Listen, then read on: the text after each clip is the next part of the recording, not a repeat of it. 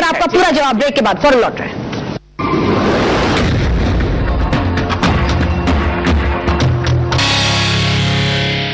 तभी तक उस ड्रामे के हम जूनियर कलाकारों को देखते थे, सलमान साहब को देखते थे, दिग्विजय सिंह को देखते थे, बेनी बाबू को देखते थे। अब उसका मुख्य अभिनेता किस तरह के ड्रामे कर रहे हैं देश के सामने वोटों को लुभाने के लिए, वो एक्सपोज हो गए। कांग्रेस के इतिहास में भी बेमिसाल है। यानी जिस व्यक्ति को कांग्रेस पार्टी कह रही है कि वो अगले प्रधानमंत्री बनेंगे, देश का नेतृत्व बनेंगे, ये तो नाटकबाज निकले।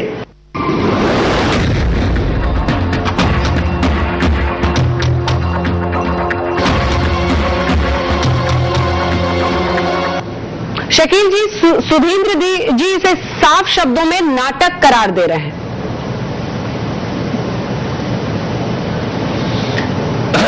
देखिए, अपना अपने सोचने का ढंग है और अपनी अपनी बात कहने का ढंग है।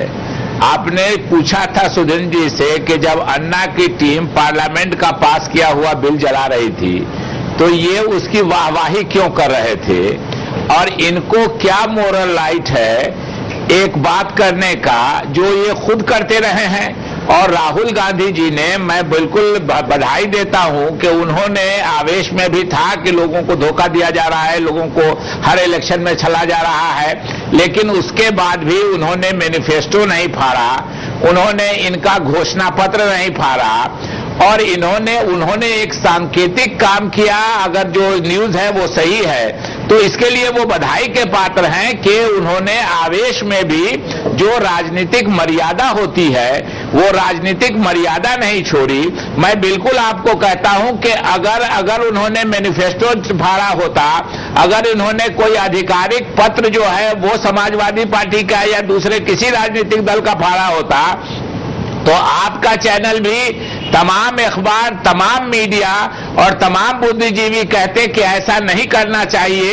हर पार्टी को, हर संस्था को अपना मैनिफेस्टो जारी करने का, अपनी बात कहने का अधिकार है। लेकिन तो स्वाभाविक रूप से उन्होंने उसको एक झूठ का पुलिंदा माना और सांकेतिक बात की उन्होंने।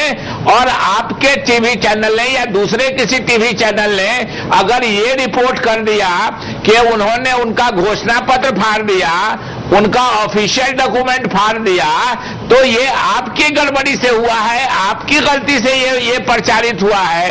राहुल जी ने ऐसा कुछ नहीं किया। राहुल जी ने वही किया, बोला एक मर्यादित भाषा में, एक मर्यादित शकील जी उन्होंने बाकायदा नहीं, शकील जी उन्होंने बाकायदा मंच पर इसी अंदाज में उसे पढ़ा, बार बार कहते रहे ये देखिए समाजवादी पार्टी के वायदों की लिस्ट में पढ़ता हूं और हम ये कहते रहे कि लिस्ट पारी है। आपको अंदाज समझने में, आपको अंदाज समझने में गलती हो सकती है। चलिए इतना मानेंगे शकील जी चलिए, इसमें कुछ ये हो सकता है, लेकिन जो बात आप ही दिखला रही हैं, उन्होंने राजनीतिक मर्यादा का ख्याल किया। चलिए शकील जी, राजनीतिक मर्यादा को जरा अलग करें, नाटकीयता तो आप मानेंगे। यहाँ पर मेरे पास तमाम मेहमानों की लिस्ट है जो इस बहस में मेरे साथ शामिल है। अब किसी मुद्दे पर मुझे मतभेद है किसी से, तो मैं यहाँ पर ये कागज फाड़ दूं 2 टुकड़े में और कहूं कि मैं गुस्सा जाहिर कर रही हूं। नाटकीयता तो थी, कम से कम इतना तो मानेंगे आप? नहीं, जब आदमी स्पीच देता है तो आप अगर लिखा हुआ पढ़िए तो कहें कि मोनोटोनस हो गया है।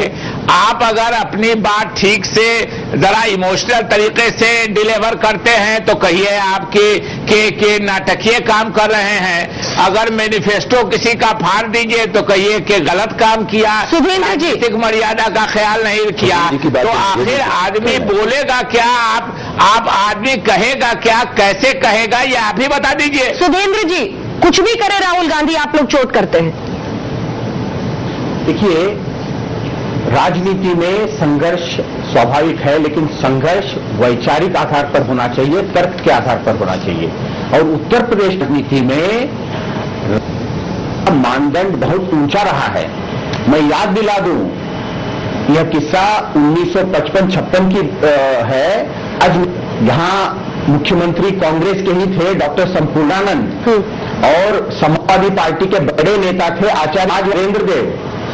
चुनाव होने वाले थे, आचार्य नरेंद्र देव बीमार पड़े तो उन्होंने कहा कि मैं चुनावी घोषणा पत्र नहीं कर सकता हूं, मैनिफेस्टो बना नहीं सकता हूं, आप डॉक्टर संपूर्णानंद जी के पास जाइए, वो आपको मदद करेंगे। और समाजवादी पार्टी के लोग संपूर्णानंद जी के पास गए, उन्होंने सहयोग दिया भी। यानी यह उत्तर प्रदेश की राजनीतिक संस्कृति है। मैं उत्तर प्रदेश की राहुल गांधी को डॉक्टर संपूर्णानंद का नाम भी शायद पता नहीं होगा। मैं ऐसे घमंडी नेता जो इतिहास का हवाला मैं इस प्रकार की राजनीतिक संस्कृति यहां बनाना चाहते हैं। देखिए, हमारे प्रतिस्पर्धी के बारे में भी उनके प्रति भी सम्मान होना चाहिए। इतना अहिष्णुता ये कहां ले जाएगी उत्तर प्रदेश को और देश को?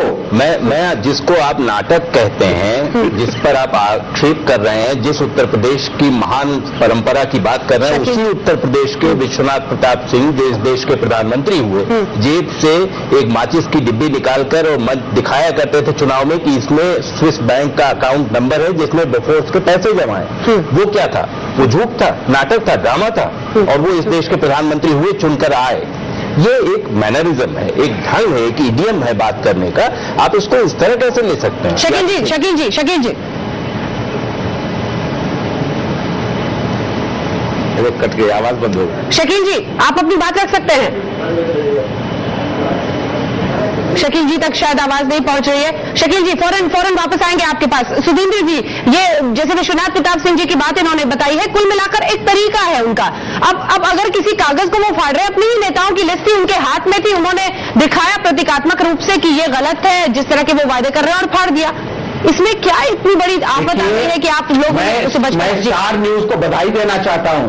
यदि स्टार न्यूज ये नहीं दिखाता, एक्सपोज नहीं करता, तो जनता को पता भी नहीं चलता।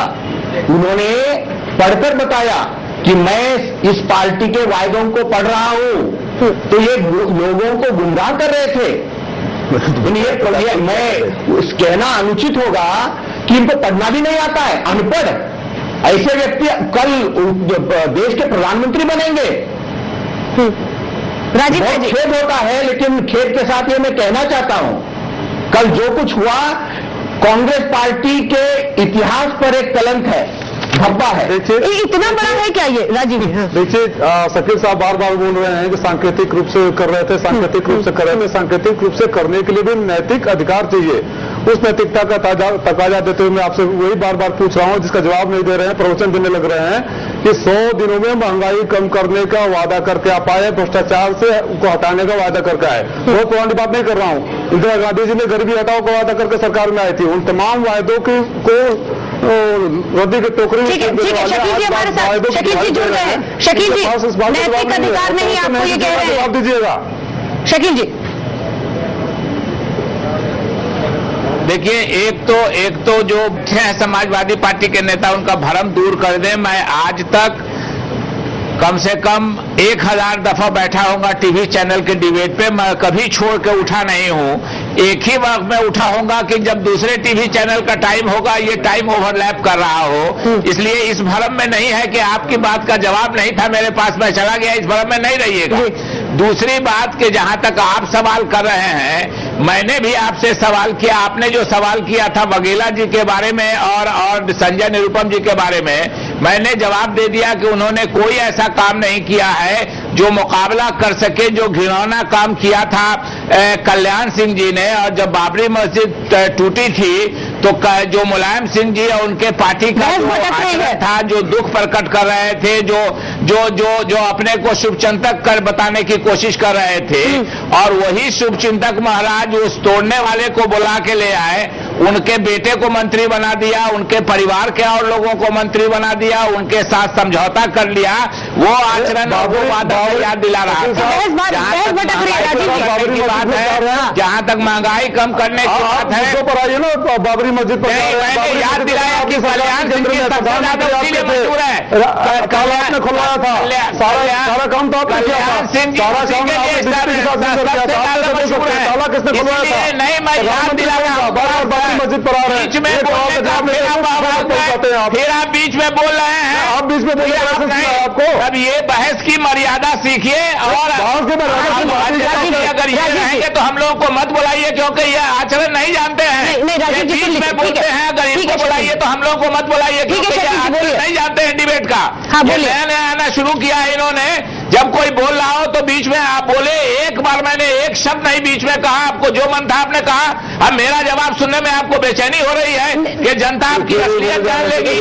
जो घिनौना काम कल्याण सिंह ने किया और जो आंसू बहाया मुलायम सिंह यादव जी ने, और फिर उन्हीं को बुला के, इसलिए मैं वो याद दिला दे रहा हूं और उस पर जवाब की बात कर रहा हूं। वापस जहां बहस हो रही है उस पर आइए। महंगाई की बात है और भ्रष्टाचार की बात है, मैं वही कह रहा हूं कि वो एक सांकेतिक बात की और ये कागज फाड़ने पर हो रहे हैं। इनके लोगों ने पार्लियामेंट के अंदर समाजवादी पार्टी के नेताओं ने महिला आरक्षण का बिल फाड़ा, हंगामा किया। पूछिए वो बिल फाड़ना कहां तक सही था, जिसकी सब लोगों ने आलोचना की। जवाब है कि नहीं समाजवादी पार्टी? राजीव जी जवाब दीजिए। बिल फाड़ा तो हमने ये कभी नहीं कहा कि हम कांग्रेस का पत्र फाड़ रहे हैं। जो हमने किया उसको सबने देखा, भर्त्सना की, हमने उसका जवाब दिया। नहीं कभी हमने ड्रामा करने की कोशिश पार्लियामेंट में नहीं की, ना कभी हमने सदन में कोशिश किया ड्रामा करने की, ना कभी सड़क पर कोशिश किया ड्रामा करने की। बात यहाँ ड्रामा करने की हो रही है। छोटे से आप दोनों को रोक रही है क्योंकि बड़ी खबर इस वक्त आ रही है। बीसीसीआई और सहारा के बीच समझौता हो गया है। जो विवाद था दोनों के बीच में, जिसकी वजह से सहारा ने इस तरह का रुख अपनाया था कि वो